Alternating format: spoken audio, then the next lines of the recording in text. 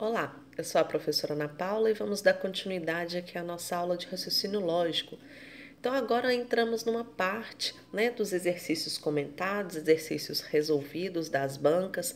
Essa é a nossa última aula, né? Então eu espero que você tenha anotado os principais conceitos, que você tenha estudado as aulas anteriores, tenha feito as listas de exercícios, para que agora a gente consiga analisar, avaliar como é feito as questões de raciocínio lógico, ok?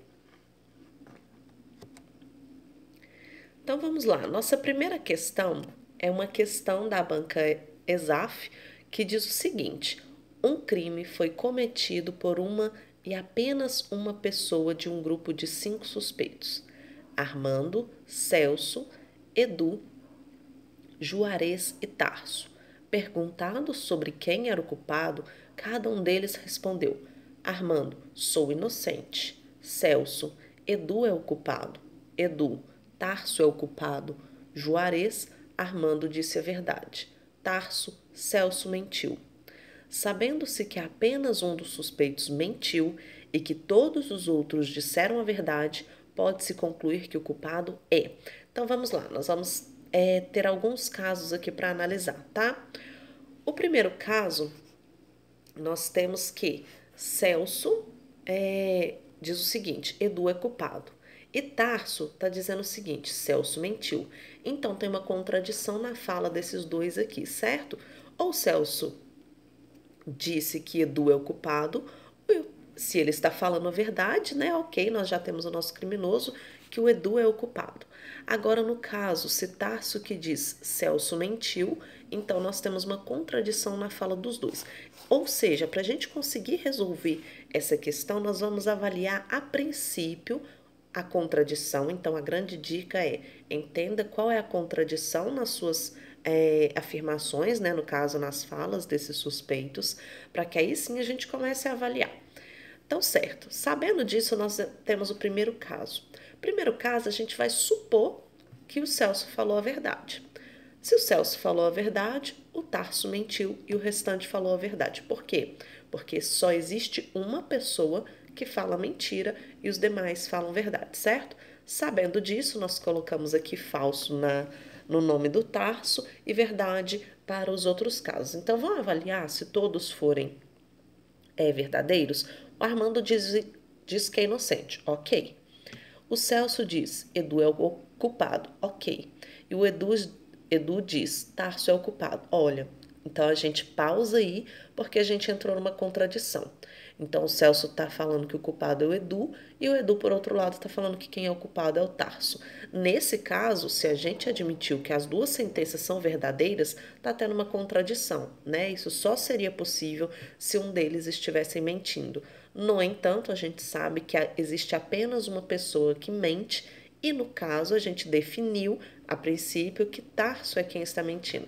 Então essa não é uma possibilidade do Celso estar falando a verdade. Sabendo disso agora, nós vamos para o segundo caso, o caso em que Celso fala mentira e o restante fala verdade.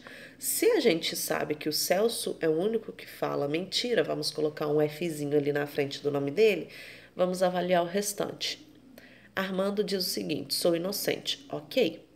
O Celso diz, Edu é o culpado. Então, o Celso fala mentira, certo?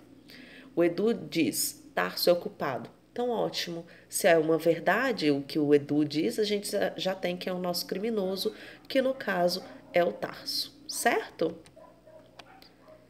Sabendo disso, marcamos aqui a alternativa correta, Tarso é o culpado. Essa é uma questão super interessante para a gente estudar contradição e a gente estudar na prática agora como a gente consegue identificar e resolver uma questão a partir da contradição inicial que ela propõe, tá? Passando para a nossa segunda questão, ela diz o seguinte, é uma questão do CESP, né, de 2013, que diz: o casal Cássio e Cássia tem as seguintes peculiaridades. Tudo o que Cássio diz às quartas, quintas e sexta-feira é mentira, sendo verdade o que é dito por ele nos outros dias da semana. Tudo o que Cássia diz aos domingos, segundas e terça é mentira, sendo verdade o que é dito por ela nos outros dias da semana. A respeito das particularidades desse casal, julgue o item subsecutivo. Se em certo dia ambos disserem amanhã é meu dia de mentir, então essa afirmação terá sido feita em uma terça-feira, certo ou errado. É uma característica da banca da CESP é que as questões dela vêm escritas como certo ou errado. Então você tem apenas essas duas alternativas e você precisa analisar a questão, né, para poder decidir entre essas duas opções. Mas vamos lá. Nós temos essa informação grifada, que é toda a informação da nossa questão, que é o caso do Cássio, os dias que ele mente, e o caso da Cássia, os dias que ela mente e fala a verdade. Para a gente conseguir resolver essa questão, perdão, a gente vai precisar montar uma tabelinha para a gente conseguir organizar as nossas informações, para poder ficar mais claro o que a gente precisa fazer e assim descobrir o dia da semana que mente, se é uma terça-feira ou não. Então, fazendo essa tabelinha aqui, nós temos de segunda a domingo, todos os dias da semana, segunda, terça, quarta, quinta, sexta, sábado e domingo.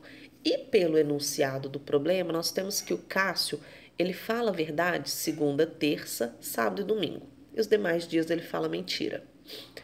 A Cássia diz o seguinte, a Cássia mente segunda e terça, e domingo e fala a verdade os demais dias, certo? E aí, voltando lá na questão, diz o seguinte, a afirmação. Ambos disseram, amanhã é meu dia de mentir. Sabendo disso, Cássio, na terça-feira, fala a verdade, certo? Então, a gente vai analisar aqui, a terça-feira o Cássio fala a verdade e a Cássia fala mentira.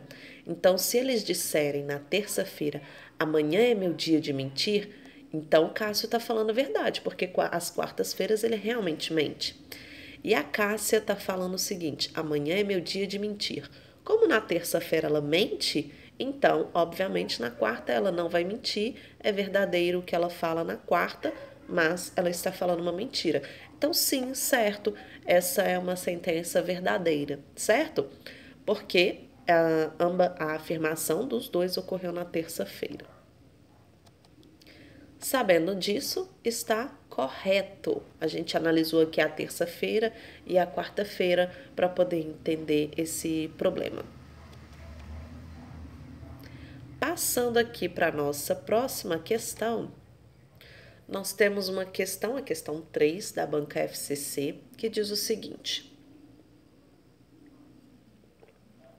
Essa questão, ela envolve muito mais o que a gente estudou no início das aulas, né, que é o raciocínio lógico matemático, que vai envolver o estudo de sequências, de PA, de PG, razão e proporção, porcentagem, enfim, todo aquele conteúdo mais matemático. Então, a gente vai avaliar essa questão, porque ela, na verdade, é uma questão que cai com frequência em concursos, né, pra gente, e diversos concursos de diferentes níveis, mas vamos dar uma lida nela e aí a gente vai estudar qual que é a resolução. Então, diz o seguinte, um livro tem 300 páginas, numeradas de 1 a 300. A quantidade de vezes que o algarismo 2 aparece na numeração das páginas desse livro é... Então, vamos lá, vamos entender uma coisa. Uma pessoa que ela não sabe como resolver essa questão, o que ela vai fazer? Escrever todos os números de 1 a 300 e ir contando quantas vezes o número 2 está aparecendo. Então, concorda que é uma solução, certo? Mas você vai demandar de você um tempo gigante que talvez você não tenha para poder resolver na prova.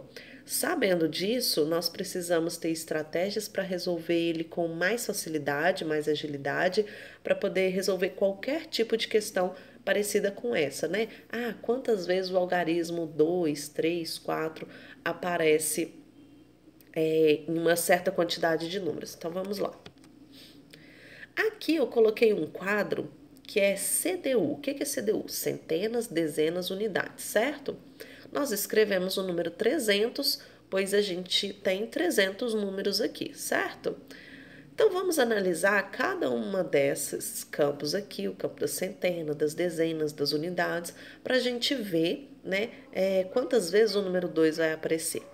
Então vamos lá. No campo das centenas, as centenas vai começar a partir do 100. Então vai do 100, do 200 e a gente termina no 300, certo? 300 é o nosso último termo da sequência aí das centenas. Então nós temos o 200.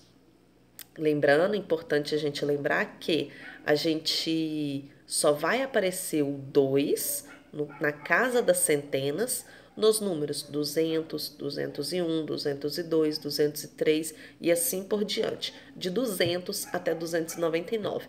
Nós temos aí 100 números nesse total, tá? Se a gente for contar todos os números, porque nós começamos no 200 e vamos até o 299, certo? De 0 a 99, ou se você preferir de 0 a 9, nós temos 10, e nós temos 10 grupinhos de 10 números, totalizando 100 números. Então, repetindo, na casa das centenas, os números que começam com 200, 201, 202, com o número 2, que é o que é importante para a gente aqui, nós temos um total de 100 números. Sabendo disso, nós vamos fazer a mesma coisa com a casa das dezenas. Na casa das dezenas, vai aparecer com uma frequência, no entanto, vai aparecer, por exemplo, nos números 20, 21, 22, 23, 24, no número 120, 121, 122, 129 e também nos números 220, 229 e assim por diante. Então, vamos olhar. Nós temos do número 20 ao número 22, lembrando que aqui o 2 está na casa das dezenas, né? Nós temos 10 números. Então, temos o 20, 21, 22, 23, 24, 25, 26, 27, 28, 29. 10 números só para a gente conferir esse aqui, tá? Agindo da mesma forma, o 120, na casa das dezenas, que nós estamos avaliando apenas, nós temos os números do 120 ao 129 e também os números do 220 ao 229, certo? Sabendo disso, nós temos 10 números e 10 números. 10 números em cada grupo, totalizando 30 números, 30 vezes que o número 2 vai aparecer na casa das dezenas, tá?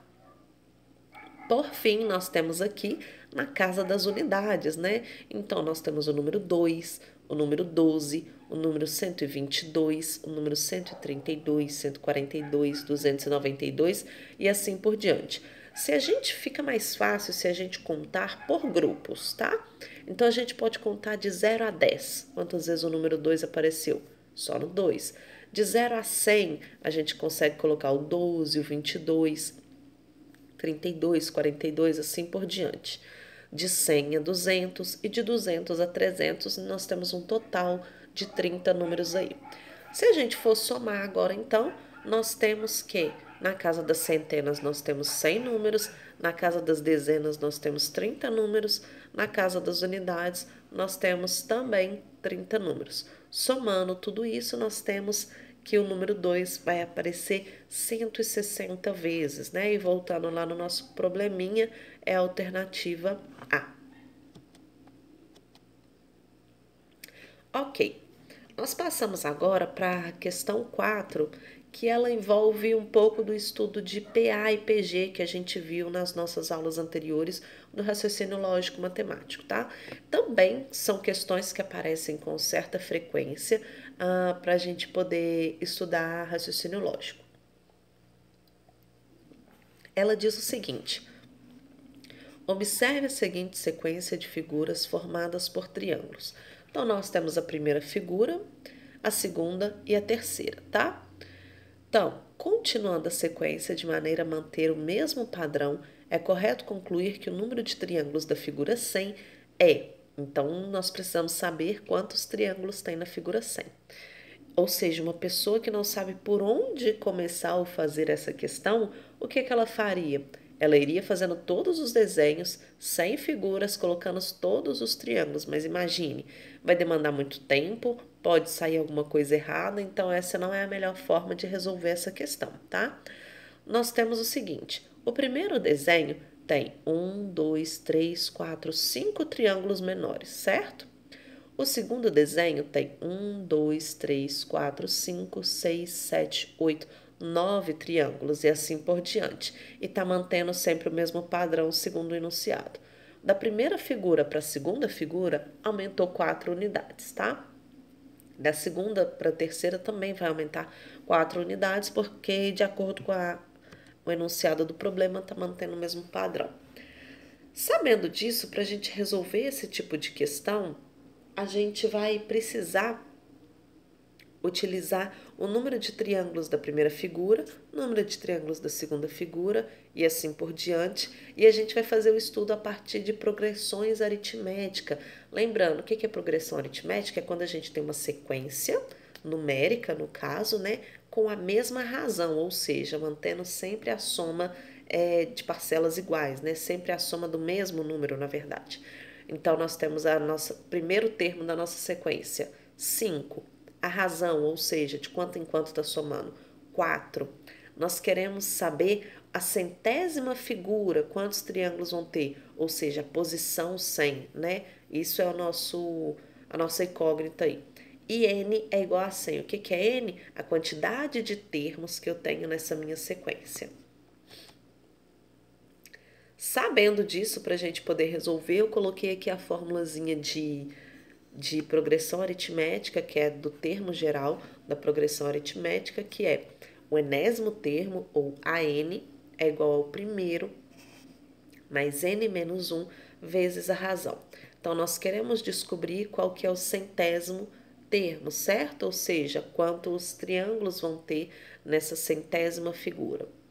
Então, nós temos que o primeiro termo é 5, o n é 100, substituindo na fórmula os valores que a gente já colocou aqui a princípio, a gente vai fazer esses cálculos, tá? Lembrando que a gente vai resolver a multiplicação primeiro e só depois a soma. 100 menos 1 deu 99, 99 vezes 4, perdão, dá 396.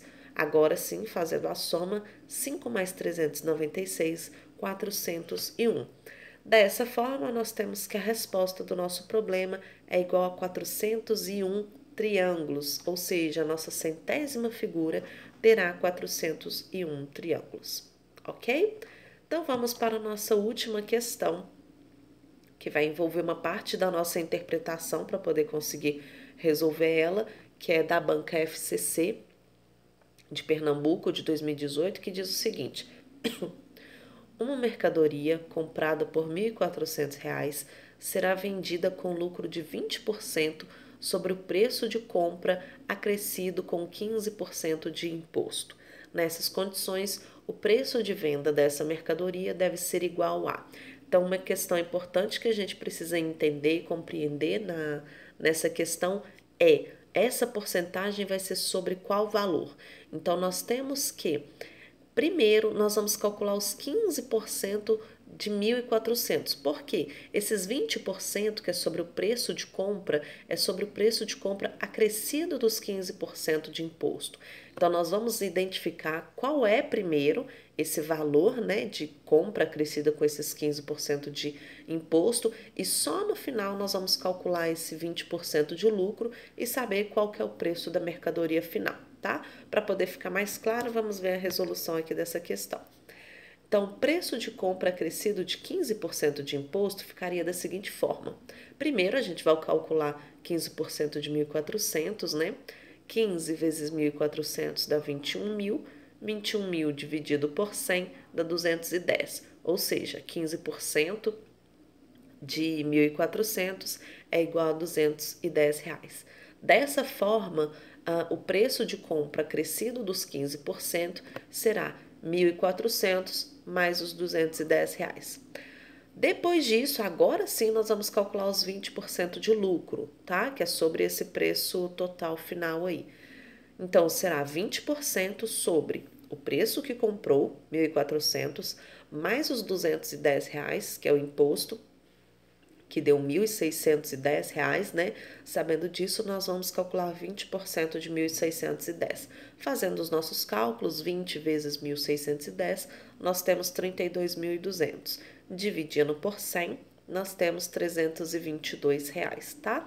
E agora, claro, a gente precisa calcular o total da mercadoria. Seria R$ 1.610, que é o valor original da compra, mais os 15% de imposto, mais agora o lucro, que é de R$ 322. Sabendo disso, nós finalizamos a questão em R$ 1.932. Se tem alguma dúvida em questão da resolução de porcentagem, a gente teve uma aula também sobre isso. É importante que você revise todas as outras questões e também é interessante que você refaça as questões tendo esse cuidado, esse olhar com cada uma delas e testando também os seus conhecimentos, bem como as listas de exercício, ok? Então, nós finalizamos por aqui. Espero que você tenha um ótimo estudo, uma continuidade de estudo. Faça os exercícios, revise o que for necessário para que você faça uma ótima prova. Até mais. Tchau, tchau.